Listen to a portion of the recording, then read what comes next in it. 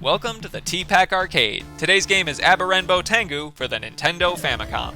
In this 1990 shoot-'em-up from K's and Meldak, an alien named Darkseid has invaded the United States and turned everybody into ghouls. So naturally, it's up to a flying Japanese Tengu mask animated by a spirit guardian of peace to restore America. So if that backstory didn't sound offbeat enough on its own, the gameplay backs it up.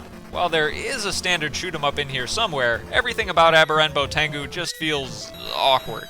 You've got 4 brief levels to blast through. A city full of nightlife, rooftop hooligans in the military, a canyon with supernatural thunderstorms outside and serpent-filled waterfalls inside, an oil refinery featuring good old USA's #1 export, pollution, and a volcano full of goofy, goopy, ghoulish lava monsters. Love those guys.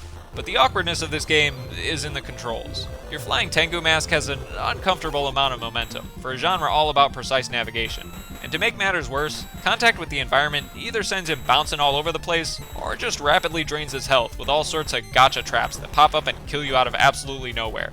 Like falling rocks from the sky, lightning beams, and even cartoonishly jacked, bearded, axe-throwing men. And your death is all the more abrupt from the immediately following silence, just to leave you extra stunned as you reflect, is this a fever dream, or did I really just watch a cartoonishly jacked, bearded, axe-throwing man demolish my eyeball-shooting, living Japanese folklore spirit mask in its quest to save America? The answer is always yes, and I can't believe I haven't even mentioned the whole eyeball-shooting thing yet. Your main attack seems to be the aforementioned ocular projectiles, accompanied by what looks like your own gums jettisoned from your mouth. Lovely. Not that either of these do much damage, everything takes like a million hits to destroy. But to be fair, your own health bar is pretty resilient to bullets as well, and it even replenishes itself on occasion, though I'm not entirely sure how. Maybe from destroying the scenery, or maybe from rescuing the little falling dudes that tumble out of buildings yelling, "Help!" and "Oh no!" But I think that just powers up your patented eyeball blast. In any case, there's a lot of stuff to eyeball blast here, like hovering robots that also look like eyeballs, firebombing purple blimps, rotating green skull squid things, and blue fiery blue fiery birds. And don't forget the bosses, which are as mild as run-of-the-mill aircraft carriers, or as wild as an evil Statue of Liberty who literally tries to saute you with her torch. So understandably, the graphics here are sort of all over the place. But rather than making the game look merely cluttered, it all seems to complement this collage aesthetic, intentional or not, and it makes Abarenbo Tengu visually distinct from most other 8-bit Nintendo games.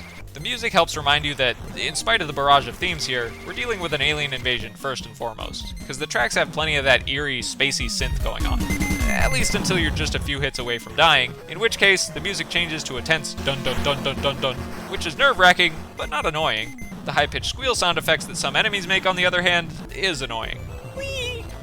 The most novel aspect of this game is the hostage rescue element. Even if such heroics didn't result in power upgrades, I'd want to save the poor little tumbling dudes anyway, because their tiny text box pleas for help are just too charming to ignore.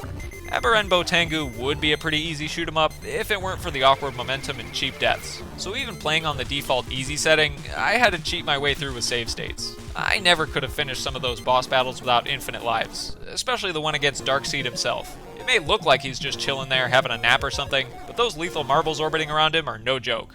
My favorite part of this game is just how wacky the whole thing is. I mean, I knew it was weird going into it, but even still, I wasn't quite expecting the level of bizarre that greeted me here in Meldak's fever dream of a video game. But if I could change one thing, I'd make your Tengu mask's hitbox a little smaller, and his movements a little sharper. Sure, enemy projectiles might not cause much damage, but when you can't dodge half of them, death by 1,000 cuts becomes a reality in short order. Overall, Abarenbo Tengu is more of a fun curiosity than a fun video game, but that was still enough to keep me engaged and invested the whole way through. God bless America, and God bless the eyeball-shooting Japanese spirit mask that saved it from sleepy old Darkseid.